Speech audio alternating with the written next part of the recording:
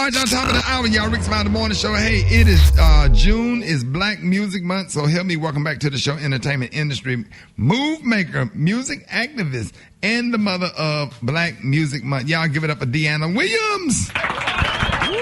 Good morning, Rickey. So good to have you back on the show. Thank you for having me back.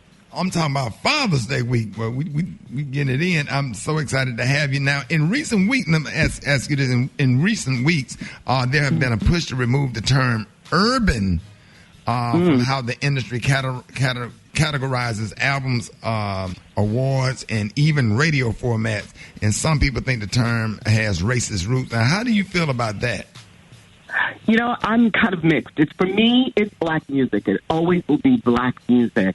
I believe Frankie Crocker, the dean of black radio, came up with the term back in the early 70s at WBLS in an effort to capture white advertisers. They just felt like black radio, black people bought their products anyhow. They didn't have to cater to them.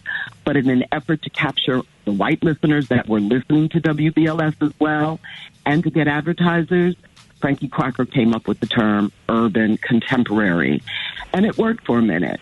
But the reality, Rickey, is it's black music. You know it. I know it.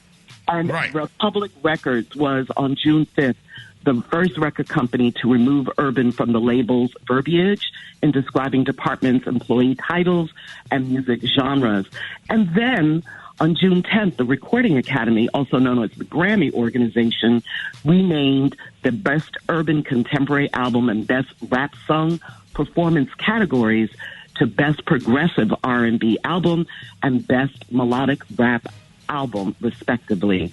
So these companies, these music entities that have been racist for centuries are doing their best to try to distance themselves from saying they're racist.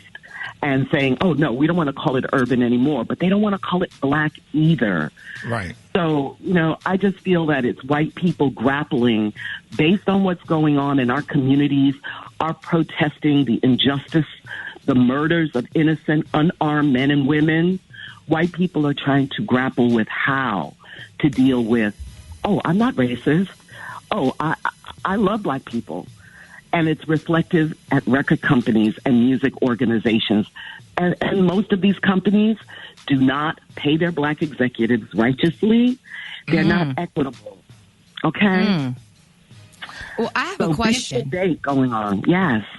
What are some of the... We're talking about protests, and I think as a people and as a culture right now, we're trying to figure out all the ways we can be very intentional about what we do. So what are some of the very simple and concrete ways that listeners could really help to continue to support black music right now?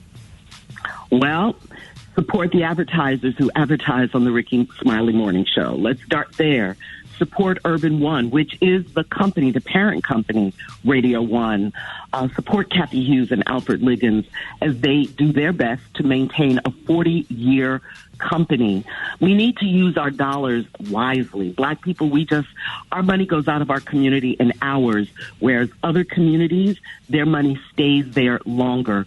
So we need to be more prudent and use the power of our economics to keep ourselves in positions of influence and power. We have not done that very well. We need to do better. Do you feel like black artists are being properly compensated, promoted, and respected in this industry?